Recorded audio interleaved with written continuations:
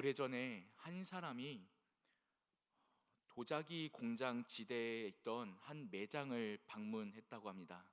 그래서 그 사람이 이렇게 쭉 매장을 둘러보다가 창가에 놓인 예쁜 유리 상자에 담긴 두 개의 꽃병을 보고는 와, 너무 예쁘다 하며 감탄했답니다. 그러면서 그 사람이 그 너무 예쁜 꽃병을 그냥 두고 가기 아까우니 이 주인장에게 그 꽃병이 어떤 것인지를 물어보았죠. 야, 참 멋지군요. 이 꽃병은 정말 귀한 거겠어요. 이 꽃병은 혹시 얼마입니까? 라고 물어봤답니다.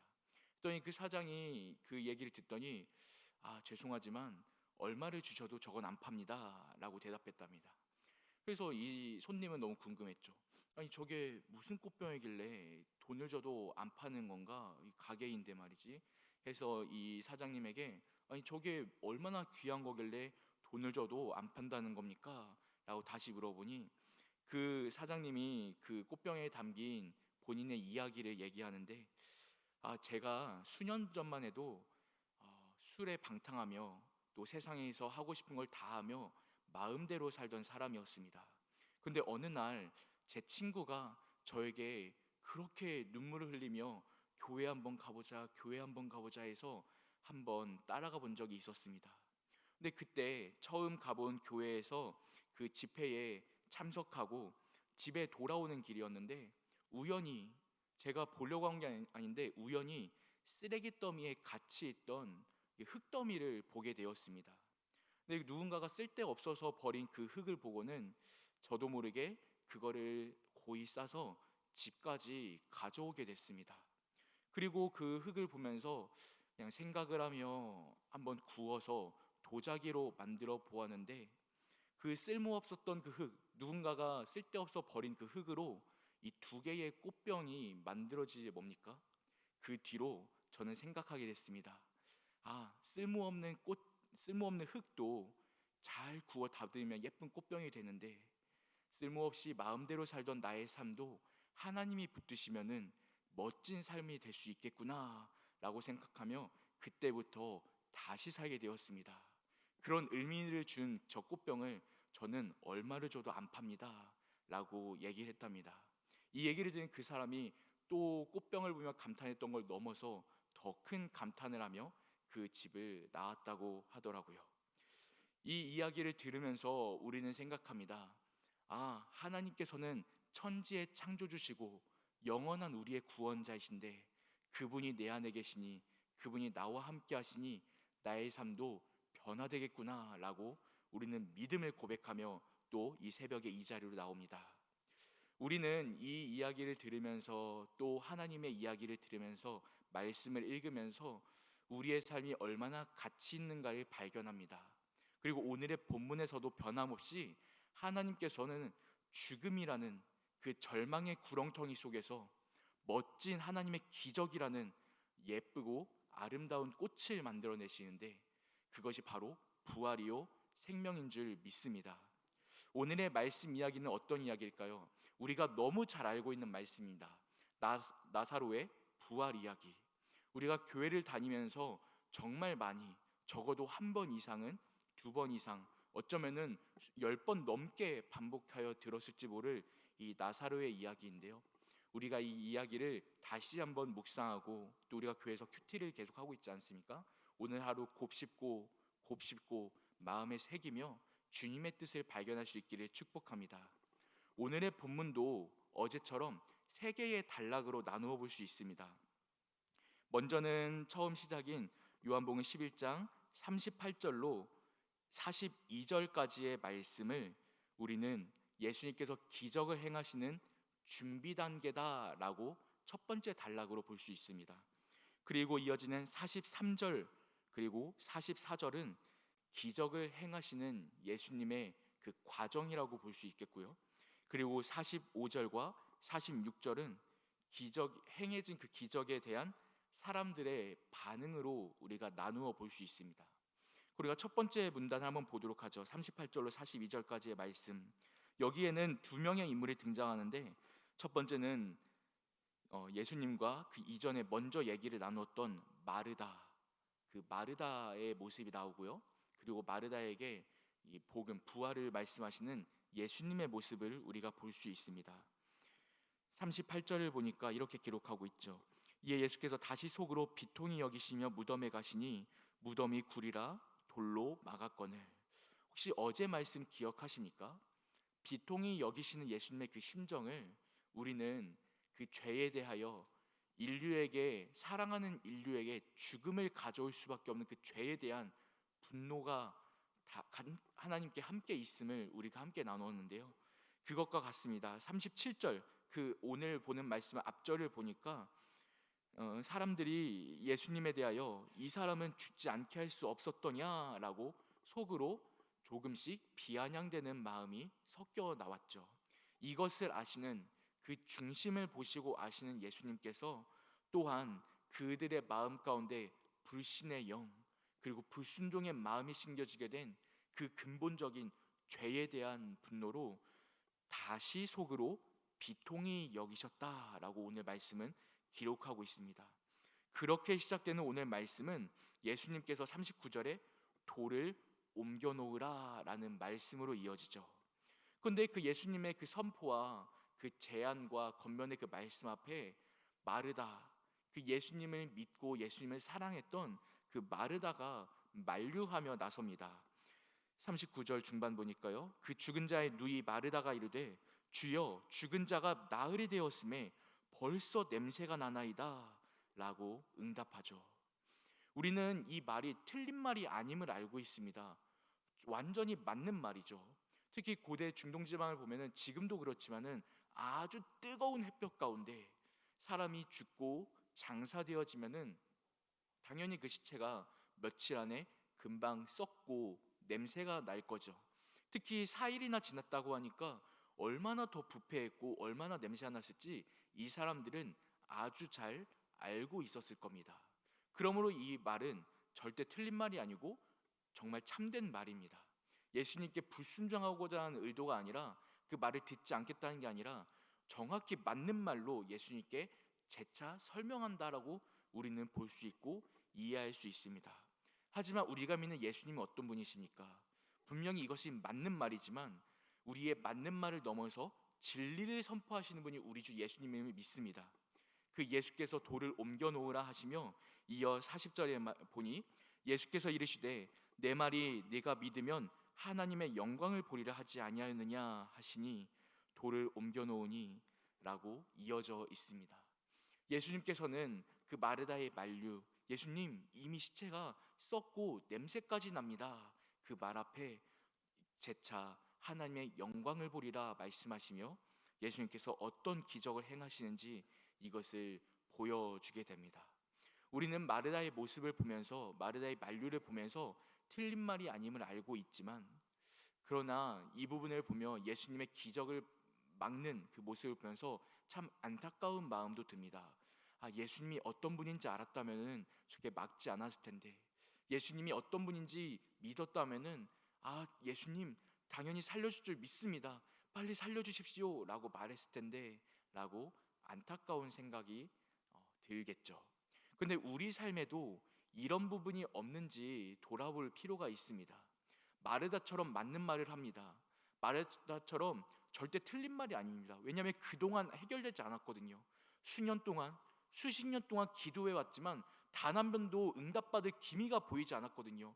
이건 절대로 하나님이 오셔도 하지 못하나 보다, 이건 기도해도 안 되나 보다, 이건 더 이상은 기도할 의미가 없나 보다 라고 생각하며 이제 더 이상 기도하는 것까지 멈춰놓고 마음 한켠에 꽁꽁 닫아놨던 그 나의 고민들, 나의 걱정들 혹시 없으신지요?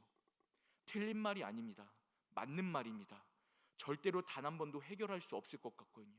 단 한 번도 해결된 적이 없었거든요. 그동안 기도해 왔는데 응답받을 기미가 보이지 않았거든요.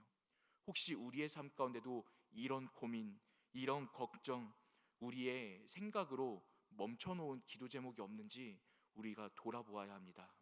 우리는 나름대로 각자의 고민들이 있습니다. 그리고 각자 생각이 품고 있는 그 고민들의 경함과 중함을 가지고 단계를 나눠 놓기도 합니다. 너무 심각하여 너무 심하여 이 고민을 절대로 해결할 수 없겠다라는 것은 완전히 심각한 단계로 하여 더는 생각하기도 싫고 더 이상은 기도해도 안 되겠다 싶어 한켠에 몰아둡니다. 또 한편으로는 너무 경한 것, 너무 별 걱정도 안 되는 것, 에이 이걸 뭐 기도해, 아유 이걸 뭘 고민해, 아유 이건 시간 되면 알아서 해결될 건데 뭐하러 아유 이거 뭐 하나님한테, 아유 됐어 기도할 것, 아유 생각할 것도 없어 그냥 알아서 될 거야 라고 생각하는 너무 경한 것, 너무 가벼운 고민들, 그리하여 도리어 가벼워서 기도하지 않는 것들, 혹시 우리가 생각할 때 기도할 것과 기도하지 않을 것을 나눠 놓고 보고 있진 않은가 우린 돌아봐야 합니다. 하지만 우리가 믿는 하나님은 어떤 분이십니까? 전능하시며 전지하시어 이미 우리의 삶을 속속들이 알고 계시는 분이 우리 주 하나님이십니다. 그분이 어찌 모르실까요? 그분이 어찌 그냥 두고 계실까요? 우리가 혹시나 이러한 나의 생각으로 내가 구분해 놓은 단계로 하나님께 기도하지 않고 멈춰져 있는 기도 제목이 없는지 우리는 찾아내어 주님 앞에 드릴 수 있기를 축복합니다. 마르다의 이 모습은 너무나 맞는 말이었습니다. 하지만 어찌 보면은 그 고민은, 그 말은 또 하나의 교만이었습니다. 하나님의 기적보다, 하나님의 역사하심보다 내 생각이 더 맞는 것 같은, 더 이상 안 될 것 같아, 아우 이건 안 될 것 같아, 그냥 멈추자라고 생각했던 내 생각이 하나님보다 앞서가지는 않았는가, 성령의 역사하심보다 앞서가지 않았는가. 오늘 이 시간 우리 새벽 기도할 때에 그 나의 마음 가운데 숨겨있던 그 기도 제목을 끄집어내어 주 앞에 토로하며 기도하는 오늘 하루 될 수 있기를 축복합니다. 그리고 두 번째 문단을 함께 보도록 하죠. 43절로 44절, 이 말씀은 예수님께서 기적을 행하시는 그 모습을 보기 전에 우리는 예수님께서 하나님 아버지 앞에 기도하는 모습을 먼저 보아야 합니다. 41절 중반을 보니까요, 예수께서 눈을 들어 우러러 보시고 이르시되 아버지여 내 말을 들으신 것을 감사하나이다. 항상 내 말을 들으시는 줄을 내가 알았나이다. 그러나 이 말씀하옵는 것은 둘러선 무리를 위함이니 곧 아버지께서 나를 보내신 것을 그들로 믿게 하려 함이니이다. 아멘. 이 말씀을 보면은 예수님께서 그 죽음 앞에서 하나님 아버지 앞에 감사의 기도를 하며 간구의 기도를 하는 것을 우리는 볼 수 있습니다. 이 장면은 예수님께서 하나님 아버지 앞에 1대1로 기도하고 있는 것이 아닙니다. 수많은 사람들이 보고 있었고, 그리고 그 눈앞에서 돌을 움직이는 문지기들과 그리고 마르다도 그 광경을 보고 있었을 것이며, 그리고 마르다로 따라온 수많은 유대인 무리들, 수많은 사람들도 그 광경을 목격하고 있었습니다. 근데 그 예수님께서 기도하기를 멈추지 않고 42절 마지막에 이렇게 기도하십니다. 둘러선 무리를 위함이니 곧 아버지께서 나를 보내신 것을 그들로 믿게 하려 함이니이다 라고 말이죠. 이 예수님의 기도하심을 통해 이 기적이 누구를 위한 것인지 예수님께서 밝히 선포하십니다. 첫 번째로는 살아계신 하나님 아버지께 대한 영광이요, 두 번째로는 여전히 그 예수님이 생명이심을 믿지 아니하는, 빛으로 이 땅에 오신 예수님을, 그 어둠을 물리치신 예수님을 여전히 받아들이지 아니하고 믿지 아니하는 수많은 사람들을 위함이니, 그리고 또한 오늘날 예수님이 어떤 분이신가 여전히 알지 못하는 이 수많은 사람들을 위함이니 그 예수께서 그들을 위하여 그리고 하나님 아버지를 위하여 기도하며 기적을 베푸시는 것임을 우리는 알 수 있습니다. 42절로 보니까 이 말씀을 하시고 큰 소리로 나사로야 나오라 부르시니 죽은 자가 수족을 배로 동인 채로 나오는데 그 얼굴은 수건에 쌓였더라. 예수께서 이르시되 풀어놓아 다니게 하라 하시니라. 아멘. 예수께서 결국에는 그 절정에 이르는 이 기적을 행하십니다. 죽은 자를 살리시는, 그 누구도 볼 수 없었고 그 누구도 알지 못하는 이 예수님이 맹인의 눈을 뜨게 하는 것까지는 알고 있었고 수많은 병을 치료하신 것까지 알고 있었지만 설마 죽은 사람까지 살릴 줄이야 라고 생각하는 수많은 사람들의 상식을 깨고 생각을 깨며 나사로야 나오라 부르시니 그 모든 역사가 죽음에서 생명으로 옮겨지게 되었습니다. 우리의 삶도 마찬가지입니다. 예수님께서 우리의 삶을 향하여 나사로야 나오라 선포하시니, 또한 누구야 나오라 선포하시니, 오늘도 내 이름을 향하여 누구야 나오라 말씀하시니, 그 말씀 앞에 나의 어떤 고민도, 어떤 문제도, 어떤 어려움도 모두 다 굴복하여 생명을 얻어 나오게 되는 줄 믿습니다. 혹여나 그 나오라 하신 말씀 가운데 내가 아직도 주저앉아 있진 않은가? 내가 아직도 절망의 자리에, 죽음의 자리에 앉아 있진 않은가? 우리 돌아볼 수 있기를 축복합니다. 우리가 아까도 찬양했지만 예수님은 누구십니까? 죽은 자의 부활 되시며 아픈 자의 생명 되시며 우리 삶의 구원 되시는 분이 예수님이심을 믿습니다. 그 주께서 우리 향해 선포하시며 부르시니 그 말씀 앞에 순종할 수 있기를 축복합니다. 혹시 우리 성도님들께서 예수님의 부활과 나사로의 부활이 어떤 차이를 갖고 있는지 알고 계십니까? 예수님께서는 신약 성경에서 세 번의 소생, 죽은 자를 살리시는 역사를 일으키십니다. 오늘 본문에서 본 나사로의 부활 사건, 그리고 우리가 이제 오는 주일에 함께 나눌 마가복음 5장에 있는 회당장 야이로의 딸이 살아난 사건이 있고요. 그리고 예수님께서 길을 가다가 한 과부의 아들을 살리신 그 사건, 그 청년을 살린 사건까지 세 번의 부활 사건을 일으키십니다. 그러면서 수많은 사람들은 그것들을 보면서 와, 예수님은 죽은 자를 살리시는 기적을 행할 수 있구나라는 것을 알게 되죠. 그런데 우리가 알고 있는 것처럼 예수님께서도 그 본인도 스스로 십자가에 못 박혀 죽으심 가운데 부활하십니다. 제가 예전에 청소년 사역을 할 때 한 청소년 친구가 이 말씀을 나누고 나서 저에게 질문을 하더라고요. 아니 강도사님, 그럼 예수님도 부활하셨는데 이 나사로도 부활했잖아요. 그리고 또 다른 사람도 죽었다 살아났고 구약에도 죽은 사람이 살아나는데 예수님이 살아난 거랑 이 사람들이 살아난 거랑 뭐가 다른 겁니까? 라고 저에게 질문한 학생이 있었습니다. 참 기특하죠, 우리 다음 세대 친구들이. 그렇다면 우리 그거를 우리에게 가져와 보죠. 예수님의 부활과 그리고 이 사람의 부활이 어떤 차이를 갖고 있을까요? 신학적으로 이거를 크게 본다면, 물론 더 다양한 이유들이 있지만 크게 본다면 두 가지로 볼 수 있습니다. 첫 번째는 연속성이라 하여 예수님의 부활하심은 그냥 한 번 살아난 거에서 끝난 것이 아니라 영원의 영원까지 살아계신 생명으로 남아 계십니다. 그것을 우리는 영생이라 하죠. 하지만 나사로의 부활은 어떨까요? 나사로는 이때 예수님의 부름 앞에 한 번 부활하지만 결국은 다시 죽는, 어쩔 수 없이 죽음 아래 갇혀 있는 인간의 몸으로 부활합니다. 연속할 수 없죠. 죽었다가 다시 살아났지만 다시 죽게 되는, 결국 죽음 아래 갇혀 있는 사람의 삶으로 우리가 볼 수 있습니다. 하지만 우리가 믿는 예수님은 분명히 다르신데 연속으로 계속해서 살아계시며 승천하시어 하나님의 보좌 우편까지 앉아 계시는 그 주님의 부활은 우리는 알고 있습니다. 또 다른 차이점이 있는데 그것은 비연속성입니다. 연속성과 비연속성 외우기 쉽죠? 이 비연속성은 무엇이냐면 예수님의 부활은 이전의 몸과 다른 몸으로 부활하셨습니다.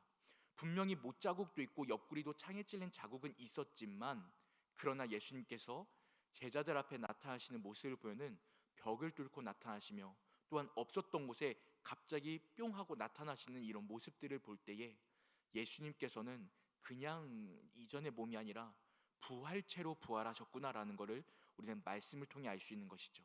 하지만 이 나사로의, 그리고 죽었던 사람들의 그냥 부활된 이 모습을 보면은 그냥 이전의 몸과 다를 바가 없는 인류의 몸입니다. 이러한 완전히 다른 차이점을 말씀은 우리에게 보여주고 있죠. 우리가 믿는 예수님은 어떤 분이십니까? 생명의 주님이십니다. 그분은 우리와 완전히 다른 전능하시며 전지하신 주님이십니다. 그 영생의 생명을 가지고 계시며 영생의 주인 되시는 분이십니다.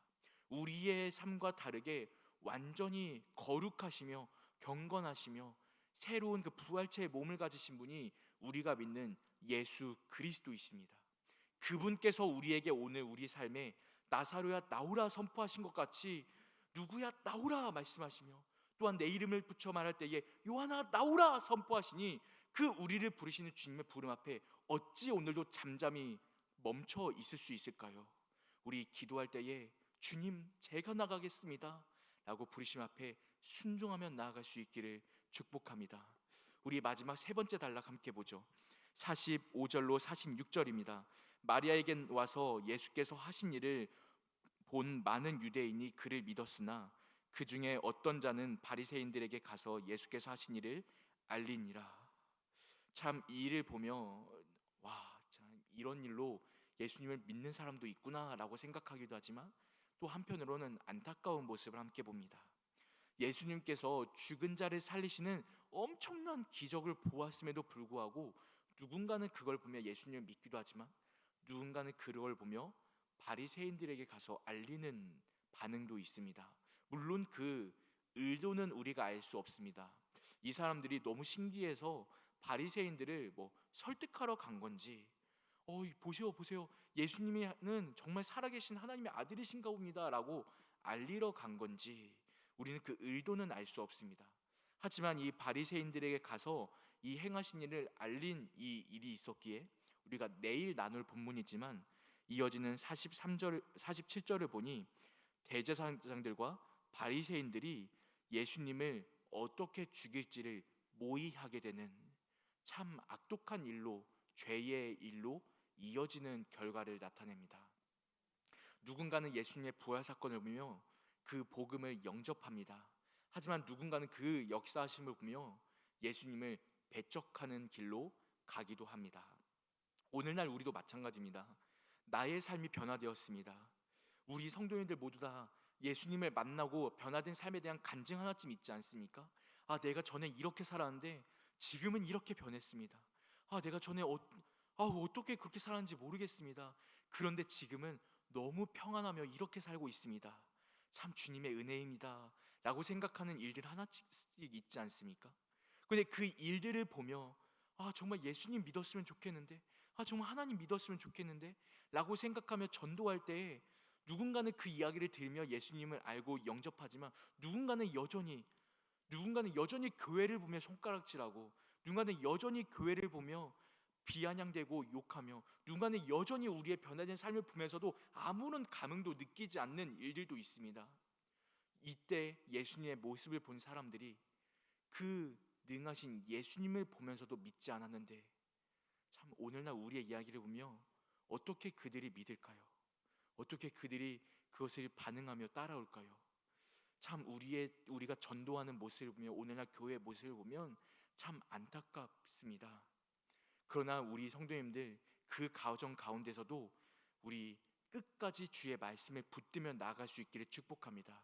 그럼에도 예수님께서는 이 부활의 역사를 보여주신 것을 멈추지 아니하시고 십자가까지 걸어가셨으며 그 과정 가운데도 부활의 몸을 수천 명에게 보이시며 하나님의 살아계심을 나타내셨고 하나님께 영광 돌리셨습니다. 우리의 삶도 그 능하신 예수님의 모습을 따라갈 수 있기를 바랍니다.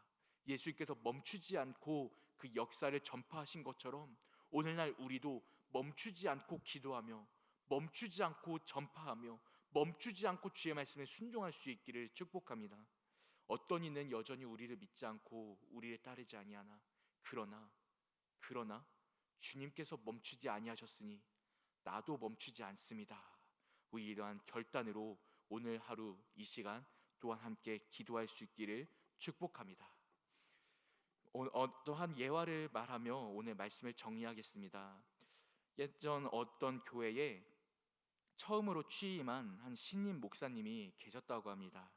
그 목사님께서 이 교회에 처음 부름받아 또 청빙받아서 말씀을 선포하는데 그 말씀이 얼마나 멋지고 놀라웠는지 듣는 성도들이 다 우리가 정말 좋은 목사님 오셔왔구나, 너무 감동된다 라고 생각하며 각기 그 예배를 드리고 집으로 돌아갔다고 합니다. 그 성도들은 한 주 동안 너무 기쁜 삶을 살았답니다. 그 처음 선포된 그 강단에 선포된 그 말씀을 듣고 너무 멋진 그 목사님, 너무 귀하게 선포하는 그 목사님 말씀을 듣고 참 평안 가운데 한 주간 살아냈다고 합니다. 그리고 또 다시 지난 그 다음 주일이 되었습니다. 기대감을 품고 그 성도님들이 다시 예배당에 모였는데 이상하게도 그 목사님이 지난주에 취임 예배 때 했던 한 설교랑 똑같은 설교를 또 선포하고 있었답니다. 그래서 성도들은 처음에 생각할 때 뭐지? 목사님께서 이 원고를 잘못 가져오셨나? 목사님께서 조금 실수하셨나? 라고 처음에는 조금 이해해 보려고 했답니다. 근데 중반이 지나고 설교의 끝까지 가니까 우리가 뭔가 잘못 모셔왔구나. 우리가 단단히 실수했구나. 이거 뭔가 이상하다라고 점점 이런 생각과, 그리고 이 성도님들이 이 아래 자리에서 이런 좀 옆 사람과 막 이야기하는 이런 수근수근 되는 얘기들이 점점 퍼졌다고 합니다. 그러면서 한 용감한 성도님이 이 예배가 마쳐지고 나서 목사님께 나와서, 목사님, 왜 지난주랑 같은 설교를 또 하십니까? 새로운 설교는 언제 하시는 겁니까? 라고 질문했다고 합니다. 근데 그때 그 처음 불려온 그 목사님께서 그 성도님께, 그리고 그 자리에 모여있는 성도님들께 말하기를, 여러분, 여러분께서 지난 한 주 동안 지난주에 말씀을 듣고 살아내셨을 텐데, 그러면은 그 말씀을 가지고 얼마나 적용하셨습니까?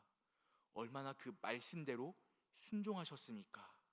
저는 여러분들이 이 말씀을 가지고 그대로 살아내고 그대로 순종할 때까지 저는 계속 이 말씀을 선포하다가 새로운 설교를 시작할 것입니다 라고 대답했다고 합니다. 그때 그 말씀을 들은 이 성도님들이 마음에 충격을 받고 그때 정말 진심으로 말씀에 순종하는 삶을 살아냈다고 합니다. 오늘날 우리 성도님께서는 이 말씀을 어떻게 받으십니까? 우리가 너무 잘 알고 있는 말씀이지 않습니까? 나사로야 나오라 말하시니, 주일학교 때부터 계속 들었던 기적의 이야기이며, 청소년 시기에도, 청년의 시기에도, 더 큰 장년의 시기에도 계속해서 수십 번 반복하여 들은 이 말씀입니다. 그런데 이 말씀을 우리는 듣기는 했는데 어떻게 살아내셨습니까? 나사로야 나오라 말씀하신 예수님의 말씀 앞에 어떻게 순종해 오셨습니까? 오늘 우리가 계속 들은 말씀이지만 오늘만큼은 다르게 받아들이는 우리 영락의 성도의 시기를 축복합니다. 2월 8일 오늘 하루만큼은 나사로야 나오라 말씀하시는 주의 말씀 앞에, 주여 제가 나가겠습니다. 순종하며 기도하며, 순종하며 전파하며, 순종하며 가정에 알리고, 순종하며 자녀들에게 알리고, 순종하며 주변 사람들에게 알리며, 순종하며 기도를 멈추지 않는 오늘 하루 되는 우리 영락 교회가 될 수 있기를 축복합니다. 그 시작이 이 새벽에 나온 우리 기도의 용사들, 우리 성도님 되시기를 축복합니다.